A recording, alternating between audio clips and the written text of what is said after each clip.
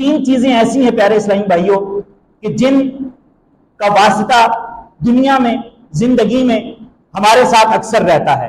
ہم پیدا ہوئے، اب پیدا ہونے کے بعد زندگی کے نشیب و فراز، اتار چڑھاؤ، یہ سارا کچھ ہمارے سامنے ہے. تو انسان تین حالتوں سے خالی نہیں ہے، اسے تین چیزوں کا جو ہے وہ سامنا ہر حال میں کرنا پڑتا ہے. پہلی چیز ہے صبر، کہ مصیبتیں آتی ہیں، پریشانیاں آتی ہیں. اب ان ساری پریشانیوں، ان ساری مصیبتوں کا حل کیا ہے؟ دکھ و رنج و الم جب بھی بندے پر آئیں تو بندہ اس وقت کس چیز کا مظاہرہ کرے، اسے کون سی ایسی چیز ہے کہ جو گناہ سے بچا سکتی ہے. کیونکہ مسلمان ہے اور مسلمان کا کام ہی یہی ہے کہ وہ گناہوں سے اس نے بچنا ہے، اپنے آپ کو گناہوں سے بچا کر زندگی گزارنی ہے. اللہ پاک نے ہمیں پیدا فرمایا تو ساتھ ہی ہمارے پیدا ہونے کے مقصد کو بھی بیان فرمایا کہ الذی خلق الموت والحیات لیبلوکم ایکم احسن عملا، کہ جس نے زندگی اور موت کو پیدا کیا وہی رب ہے کہ جس نے تمہارے لیے زندگی اور موت کو پیدا کیا تاکہ تمہاری جانچ پڑتال ہو کہ تم میں سے کون اچھے اعمال کرتا ہے اور کون برے اعمال کرتا ہے. آیت کا یہ مفہوم ہے. تو ہمیں اس زندگی کے اندر جو مختصر سی زندگی ہے اس کے اندر ہمیں امتحان کے لیے بھیجا گیا ہے. ہمارا گویا کہ ایگزام ہے کہ ہم نے اس میں کتنا کامیاب ہونا ہے. تو اب پریشانیاں بھی آئیں گی، مصیبتیں بھی آئیں گی، اور کوئی بندہ یہ نہیں کہہ سکتا کہ مجھ پر کوئی مصیبت نہیں ہے، میں بڑا سرخرو ہوں، میرے اوپر جو ہے وہ کبھی رنج آیا ہی نہیں ہے، میرے اوپر کبھی تو مصیبت آئی ہی نہیں ہے، اور جب سے ہوش سنبھالا ہے تو خوشی ہی خوشی دیکھ رہا ہوں، اپنی زندگی کے اندر خوشیاں ہی خوشیاں ہیں. بس ایسا کوئی بھی نہیں ہوگا. ہر بندے کو کچھ نہ کچھ پریشانی، کچھ نہ کچھ مصیبت آتی ہے. اب ایسا بھی نہیں ہے کہ مال کا ہونا ضروری ہوتا ہے، پیسے کا ہونا ضروری ہوتا ہے، یا بظاہر ہمیں پیسے والا خوش نظر آ رہا ہوتا ہے اور ہم کہتے ہیں یار دیکھو اس کے پاس کتنا پیسہ ہے، اس کے پاس کتنی جو ہے وہ جائیدادیں ہیں، اس کے پاس کتنے نوکر چاکر ہیں، اس کے پاس کتنی گاڑیاں ہیں، اس کے بنگلے دیکھیں تو کتنے ہیں، اس کا بزنس دیکھیں تو کتنا ہے، اس کے پاس کتنی چیزیں ہیں، یہ تو بڑا خوش ہوگا. اس کو کس بات کا غم ہے، اس کو کس بات کی پریشانی ہو سکتی ہے، یہ تو بڑا خوش ہے. لیکن اگر ہم اسے بھی کھنگالیں گے، اسے بھی پوچھیں گے تو اس کے دل میں بھی کئی پریشانیاں اور مصیبتیں گھر کی ہوئی ہوں گی. ہر بندے کی اپنی کیٹیگری ہے، کسی کی پریشانیوں کی نوعیت کیسی ہے، کسی کی پریشانیوں کی نوعیت جو ہے وہ کیسی ہے. تو انسان کی زندگی میں جب بھی پریشانی اور مصیبت آئے، جب بھی دکھ درد رنج و الم آئے، تو اس وقت مصیبت کے وقت جو پہلے 5 منٹ ہوتے ہیں نا، یہ بہت اہم ہوتے ہیں. پہلے 5 منٹ بہت اہمیت کے حامل ہیں کہ اس وقت پتہ چلے گا کہ مصیبت کے وقت یہ کیا کرتا ہے. اچانک کسی کے گھر میں جو ہے وہ ڈیتھ ہو جائے، یہ پریشانی ہے، ایک طرح سے رنج ہے، ایک الم ہے. اس حالت میں، اس کیفیت میں بندہ جو ہے وہ آپے سے باہر ہو جاتا ہے. اچانک بزنس کے اندر لاس آ گیا، نقصان ہو گیا، کاروبار کو اتنا اچھا چل رہا تھا، نظر لگ گئی کسی کی، اچانک اتنا بڑا لاس آیا کہ دل کو جھٹکا لگ گیا. اب یہ مصیبت ہے، یہ پریشانی ہے، یہ اللہ کی طرف سے آزمائش ہے. اب جو پہلے 5 منٹ ہوں گے وہ برداشت کے ہوں گے. وہ پہلے 5 منٹ اگر بندہ اپنے آپ پر کنٹرول کر لے، وہ پہلے 5 منٹ بندہ اگر صبر سے کام لے لے تو اس کے وہ 5 منٹ اس کی ساری زندگی پر حاوی ہو جائیں گے.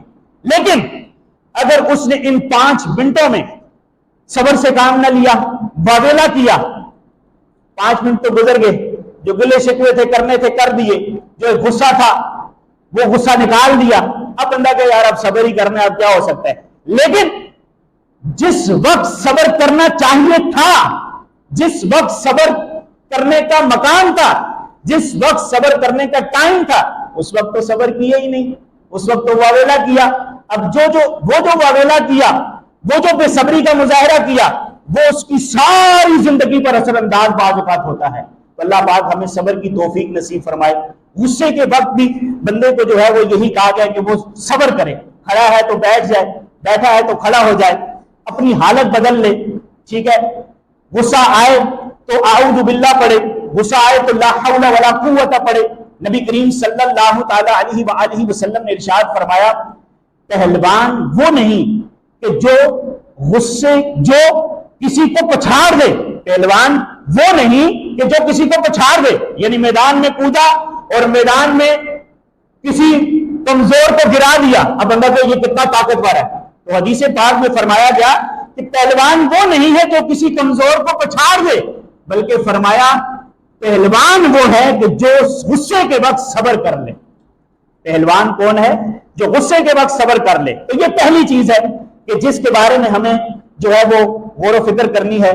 اور دنیا کے اندر کئی مصیبتیں ہمارے سامنے آتی ہیں، کئی پریشانیاں ہمارے سامنے آتی ہیں، کبھی اولاد کی صورت میں، کبھی مال کی صورت میں، کبھی پیسے کی صورت میں، کبھی کاروبار کی صورت میں، کبھی کام کی صورت میں، بزنس کی صورت میں، جاب کی صورت میں، بہت سارے نشیب و فراز ہیں۔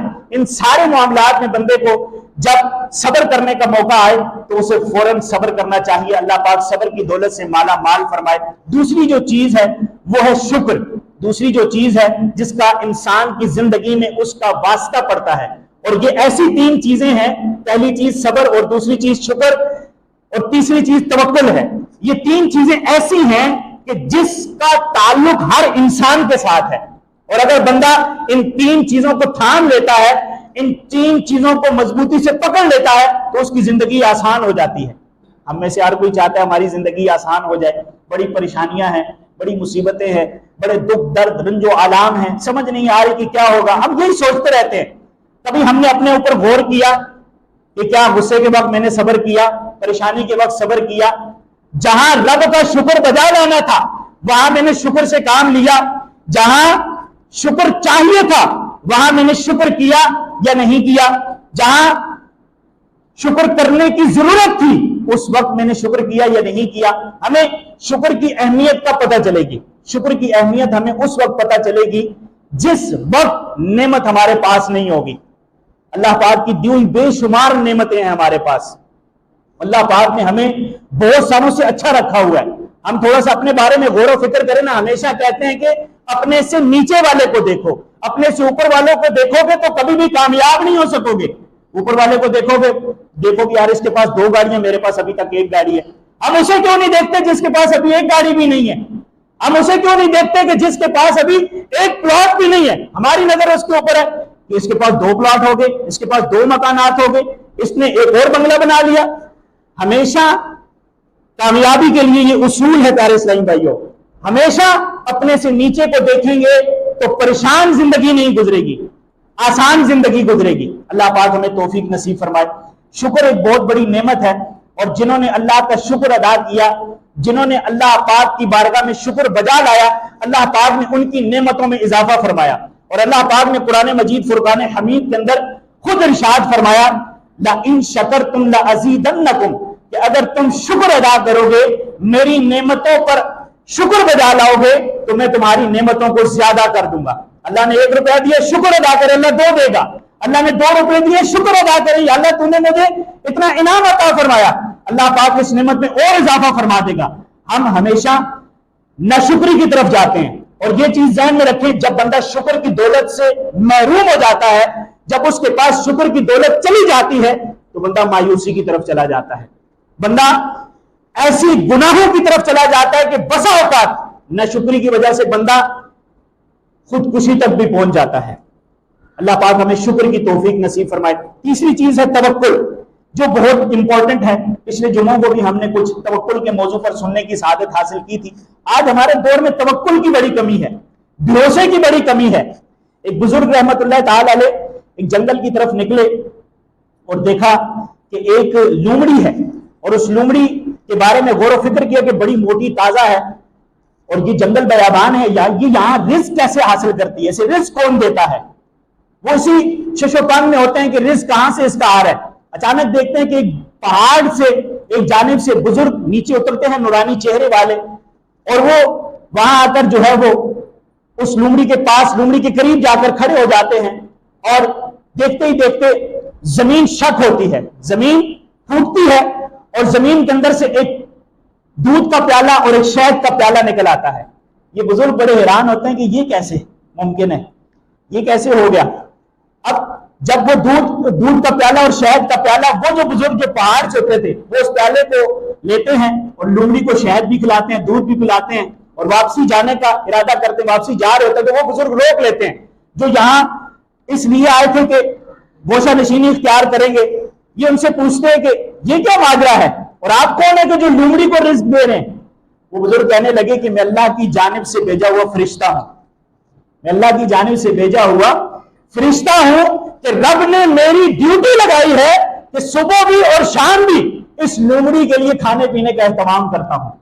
اب یہ بزرگ اور زیادہ حیران ہوتے اور یہ کہتے ہیں کہ جب اللہ ایسے ہی ہر ایک کو رزق دیتا ہے تو کیا ضرورت ہے بزنس کرنے کی، کاروبار کرنے کی؟ یہاں پڑے رہتے ہیں، اللہ خود ہی رزق دے دے گا.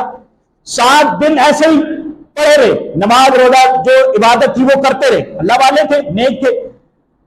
اب 7 دن گزر گئے، کہیں سے کوئی رزق نہیں آ رہا، کوئی کھانا نہیں دے رہا، کوئی پانی نہیں دے رہا. یہ سجدے میں اللہ کی بارگاہ میں التجا کرتے ہیں کہ مولا تو تو رزق دیتا ہے اور تو نے مجھے ابھی تک رزق عطا نہیں فرمایا. 7 دن گزر گئے.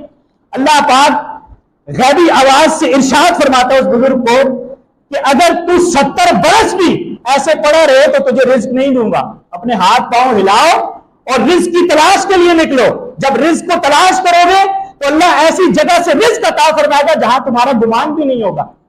یہ رب کی ذات پر توکل اور بھروسے کی بات بھی ہے. یہاں پر اعلیٰ حضرت رحمت اللہ تعالی علیہ نے بڑی پیاری بات ارشاد فرمائی. آپ فرماتے ہیں کہ توکل یہ نہیں ہے، اس بات کا نام توکل نہیں ہے کہ بندہ اسباب پر غور و فکر کرے. بس اسباب ہیں تو ٹھیک ہے، سب کچھ ہے، پیسے ہیں، ذخیرہ اندوزی ہے تو آنے والا وقت کیسا ہی ہو، کیسی حکومت ہو، ہمارے پاس تو سب کچھ جمع پونجی ہے، ہم تو کھا پی لیں گے. اس چیز کا نام توکل نہیں ہے.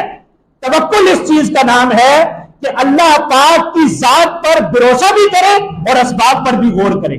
اسباب تو رب عطا فرما دیتا ہے، لیکن وہ رب چاہے گا تو اس اسباب کے ذریعے میرا رزق مجھے عطا فرمائے گا. تو اللہ پاک ہمیں توکل کی دولت سے بھی مالا مال فرمائے. نبی کریم صلی اللہ تعالی علیہ وسلم نے ارشاد فرمایا تم رب کی بارگاہ میں ایسا توکل کرو جیسا اس کی بارگاہ میں توکل کرنے کا حق ہے. پوچھا گیا کہ وہ حق کیا ہے؟